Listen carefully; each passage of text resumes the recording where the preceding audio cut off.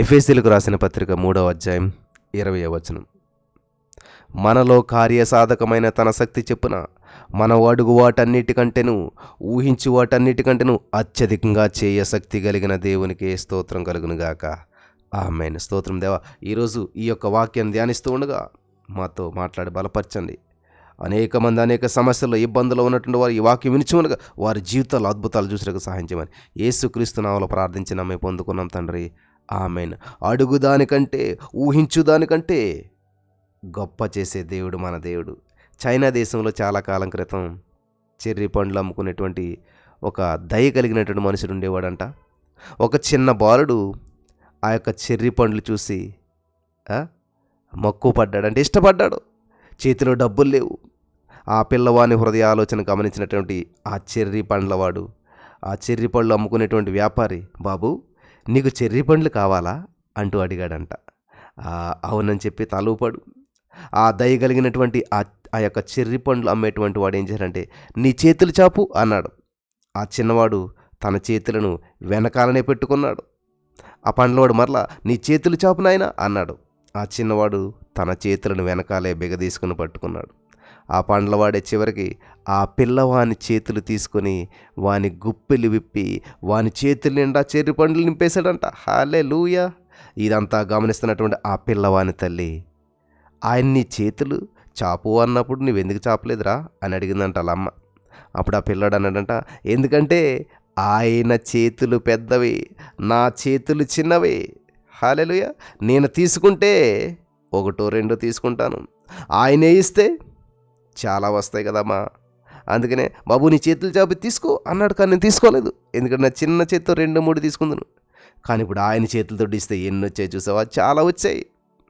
అవును నా ప్రియమైనటువంటి సహోదరి స్నేహితులారా, మన దేవుడు కూడా మనకు సమృద్ధిగానే ఇస్తాడు.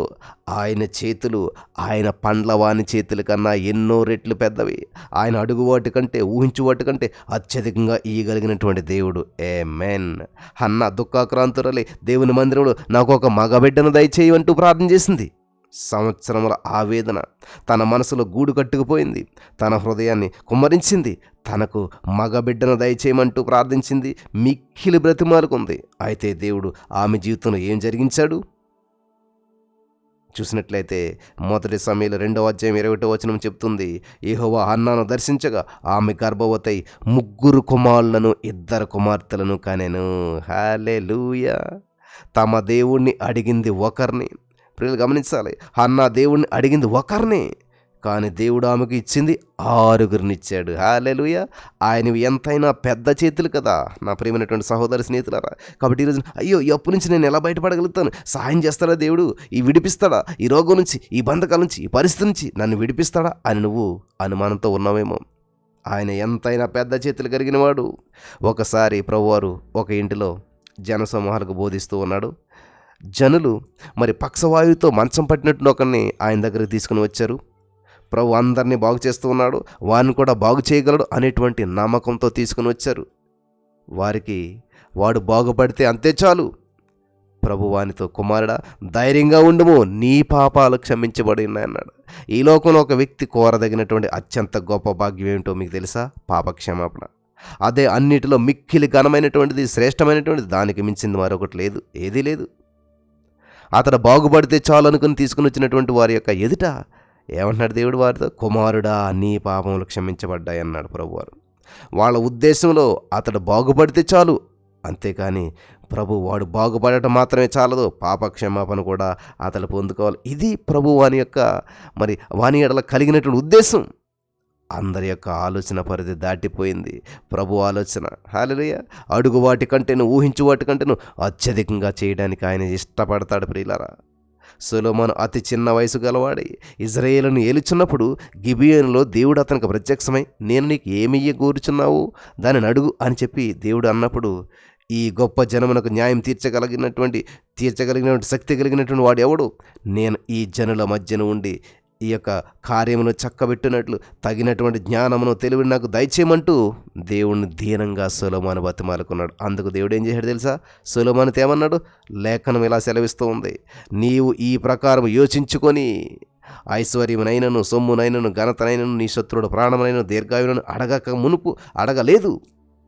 నేను నిన్ను వారి మీద రాజుగా నియమించిన నా జనులకు న్యాయం తీర్చకు తగినటువంటి జ్ఞానము తెలివి అడిగి ఉన్నావు కాబట్టి జ్ఞానమును తెలివి నీకు ఇచ్చి ఉన్నాను, నీకు ఇయ్యబడి ఉన్నది.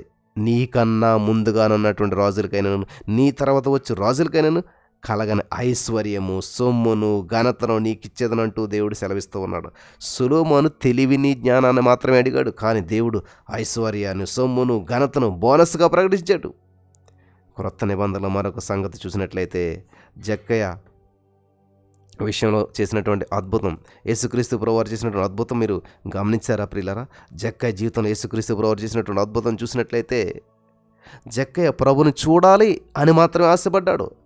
అతడు యేసు ఎవరో అని కోరినట్లుగా వాక్యంలో రాయబడి ఉంది.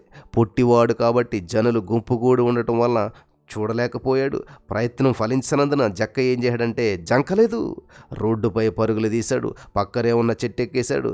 కింద జరుగుతున్నది పైనుంచి చక్కగా స్పష్టంగా చూడొచ్చు అనుకుని అలా వీక్షిస్తూ ఉన్నాడు. యేసుక్రీస్తు ప్రభువు అదే మార్గంలో వచ్చి కన్నులెత్తి చూసి, జక్కయ్య త్వరగా దిగుము అంటూ మాట్లాడారు. కింద నుంచి తనను చూడలేక ఆ పైనుంచి చూస్తున్నావా, నన్ను చూడలేక కింద నుంచి పైకెక్కేసావా, దిగు దిగు అంటూ నేడు నీ ఇంట నేను ఉండవలసి ఉన్నది అని యేసుక్రీస్తు ప్రభువు జక్కయ్యతో చెప్పాడు. హల్లెలూయా. ప్రియులు గమనించాలి, యేసుక్రీస్తు ప్రభువు తన ఇంటికి వస్తాడని చెప్పి జక్కయ్య ఊహల్లోనే లేదు. జక్కయ్య యేసుని చూశాడు, తృప్తి పడదామనుకున్నాడు. అలా కళ్ళతో చూసి చాలు, అలా వెళ్ళేటువంటి సమయంలో కనీసం పైనుంచి అలా కళ్ళతో కొంచెం దగ్గర నుంచి చాలు అనుకున్నాడు. కానీ యేసు తన ఇంటికే వెళ్ళాలని సంకల్పించుకున్నాడు. జక్కయ్య తలంపుల కంటే యేసయ్య తలంపులు ఆకాశం అంత ఎత్తుగా ఉన్నాయి. ఊహించినటువంటి హఠాత్ పరిణామం ఇది. జక్కయ్య నిశ్చేష్టుడైపోయి ఉంటాడు. ఆ ఆశ్చర్యంలో జక్కయ్య ఏం మాట్లాడి ఉంటాడు, వారిద్దరి మధ్య ఏ విధమైన చర్చ జరిగి ఉంటుంది, ఏ సంగతి హాట్ టాపిక్గా మారి ఉంటుంది అంటారు ఏమో మనకు తెలియదు. కానీ పావనమూర్తి పాదాల చెంత నిలబడి కృతజ్ఞత బాష్ప బిందువులు తన చెక్కిళ్లపై జాలువారుతూ ఉండగా, ఇదిగో ప్రభువా, నా ఆస్తిలో సగం బేదరికిస్తూ ఉన్నాను.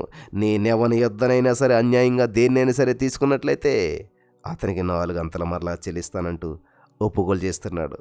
నిన్నటి దినం ఇదే సమయానికి ప్రియులారా కుళ్ళు కొంపు కొడుతున్నటువంటి జీవితం జక్కయ్యది. కానీ ఇవాళ ఒక క్రొత్త మార్పు, క్రొత్త జీవితం.